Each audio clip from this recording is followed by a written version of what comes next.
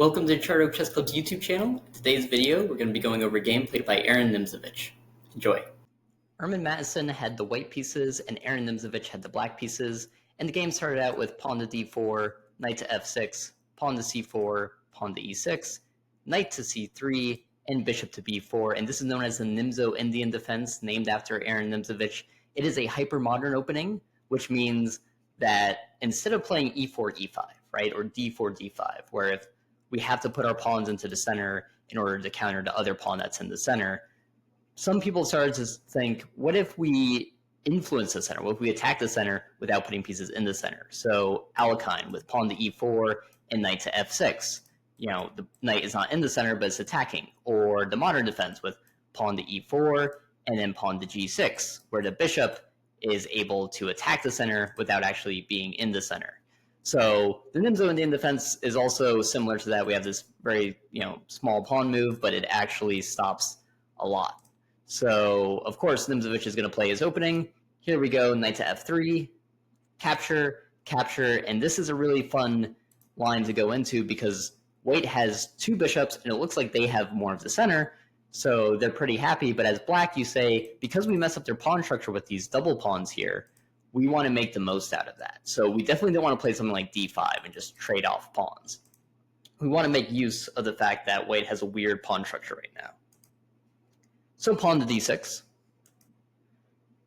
And queen to c2 says, I'm attacking this e4 square so that I can put my pawn onto e4, right? Right now the knight is guarding that square, but now white is able to push into the center. Black has the same idea, so they play queen to e7, and now they have two defenders so that they can play pawn to e5. White tries to stop this by playing bishop to a3, and now we pin the pawn to the queen, so we can't push e5 because we no longer have two defenders, right? That pawn cannot move.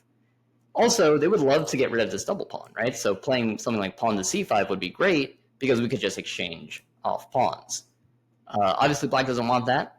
They don't want either of those things. I don't want to be pinned. I don't want him to exchange the double pawns. That's what I'm fighting for. So pawn to c5 makes sense. And now g3, and this is kind of like strategically not a great idea. Sometimes you get so used to playing your type of opening that you try to play it all the time. If you're used to playing some kind of Catalan structure, maybe you play the English a lot, you want to fianchetto that bishop. But why not just play pawn to e4 and keep the bishop on d3? So in this case, by doing that, you're defending your one weakness in the position, which is that awkward double pawn on c4 that can't be defended by any other pawn right now. So it would have made a lot more sense to play simply e3, pawn to e4, and keep your bishop in the center. You have a big center, keep your bishop in the center, castle kingside. Instead, we make this fianchetto, and we're going after this long diagonal, and Nimzowitsch says, well, I can do the same thing. So both bishops fight for the center, but this bishop's a little bit better because it has nothing in its way, right? White has that knight in the way. Castle, castle, and then after this, Mattisson realizes, wow, this bishop really is better, so I'm going to trade it off, and he plays knight to h4. And so now we're giving up this bishop that we worked so hard to get onto the long diagonal, and again, this light pawn on c4 has no protection. So this was really kind of a mistake strategically, and knight to h4 just makes things worse because, yeah, your idea is to exchange bishops, that's why you're moving the knight, but why not keep the knight on d2, right? Knight is more in the center, you can attack the center, you can defend that c4 pawn. So knight d2 would have made more sense because now the pieces are getting, all out of sorts, right? They're not working as a team here. So Nimzowitsch trades, and then he finds a great move. See if you could pause the video and try to figure out what did black play in this position. So again, maybe bring the knight to take on g2, because when you take this way, it makes a lot more sense because your knight is a little bit closer to the center, and that can make a big difference, right? If we play knight to c6, pawn to e4, and then this knight decides I'm going to go after this weakened c4 square, I'm going to take that pawn, well, now we can play knight to e3, and we can stop that. And this is kind of a big deal. This is kind of what should have happened, because with a king here, the knight can no longer retreat. We can play check. The king moves away, and again, just not a great idea because this knight is still not doing anything. The king is very weak, and now this queen actually gets a lot of room to attack later in the game by playing queen to a6 and going after that weak square and the misplaced bishop. So probably would have made more sense here, playing knight to f3. Again, you're only one move away from saving that pawn if needed.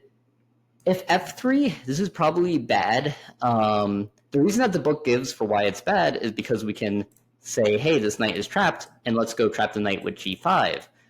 But unfortunately, this doesn't work, because the queen can come over here and attack the pawn, and the book says, okay, just play pawn to h6, and now you're defending that square, and you're going to take the knight.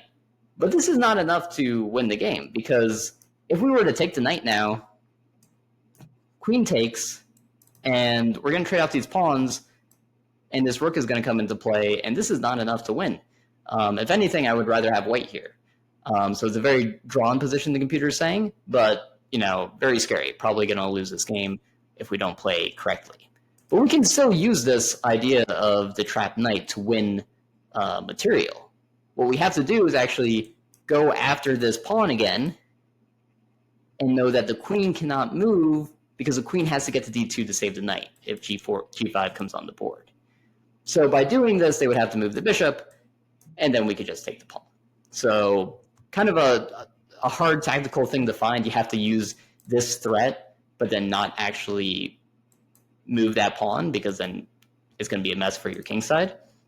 So f3 is out of the question. You can't play f3, e4. Knight f3 is the best move, and by moving the king, the rest is really history. What Aron Nimzowitsch is going to do is say, I'm going to attack this pawn, and I'm going to win this pawn, and your game's going to crumble from there. Even though it just seems, oh, I'm losing one doubled pawn, we're going to see how this square is even more important than the piece itself.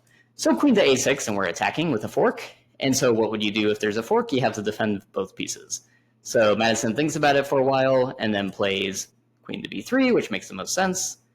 And then knight to c6, because we're developing, and we're threatening to play queen to a5. There are no good moves in this position. So rook f to d1 makes as much sense as really any of them, right? We're double attacking the pawn. Let's defend it twice. And now everything falls apart. So knight to a5, attacking the queen and attacking the pawn. Queen to b5. Queen takes. Pawn takes. And if we're playing as white here, we're saying, hey, no more double pawns. I also haven't lost a pawn. I also have a bishop in an endgame. Maybe I'm going to survive this. But now, knight to c4, and white can pretty much resign here, which is wild. They haven't even lost the pawn yet, but this knight is so good for so many reasons. One, it's an outpost, right? No pawns can attack the knight, so it's an outpost. But it's also on a light square, so who's going to remove this knight?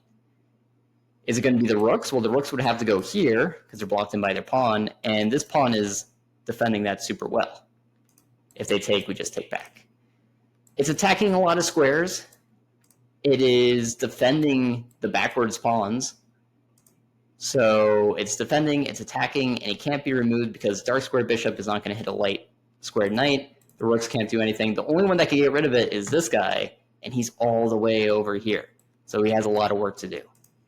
So because of this, the game is pretty much over. So let's see.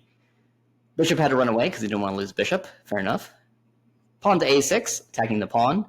There's no way to defend it. You can't play pawn to a4, for example, because we will take, and you are pinned. And then if something like rook, again, we could just take, and now this pawn on a2 would be hanging. So white finds the best move. They take the pawn. We take back. Take, and we see again how strong this knight is. It's defending, and even though it looks kind of exposed, like somebody should be able to attack it, nothing can get there. So Madison finally moves his knight. And now we have knight to d5 because we're hitting the pawn. And this bishop cannot defend because we'll simply take the bishop and then we'll take the pawn. So rook to d3, even though it's an awkward looking move, is the only defensive move. Whenever you're defending with a queen or a rook, it's normally towards the end of the game. Those are not pieces that are meant to be defending. So now the rook comes in, two rooks attacking the pawn. What are we going to do? So in a last-ditch effort, we realize, okay, we can't defend this pawn anyways. We can't push it, right? Two defenders, but it would be three attackers, so it wouldn't matter. So Madison decides, pawn to e4, attack the knight, make the knight move away. But the knight does not move away. Instead, Nimzowitsch plays the final move in the game, knight to e5, and his opponent resign. So the knight is hitting the rook, and even though Madison has not lost a single pawn here, he's about to lose everything. Like, if we just look at this game, rook hasn't moved. Bishop has gone back to its starting square. The knight is out of the game, so everything's going to fall apart. This knight cannot stay, sorry, this rook cannot stay anywhere here. They're going to have to run away. So if they run away over here, now we can capture. And now, again, this knight has some problems. I'm sorry, the rook has some problems. It is attacked by the knight, and there is only, let's see, we can't go here because the rook takes. Can't go here because the pawn takes. Can't go here because the pawn takes. Can't go here because the knight takes. So I can go here, here, or here, but wait a minute, if I go here or here, it's a fork. So now we have to play rook to f1. And now, black is up a pawn now. And we're going to go up 2 pawns by simply playing rook takes on a2. And when the rook takes back, this is probably my favorite move in the continuation. Don't take the rook.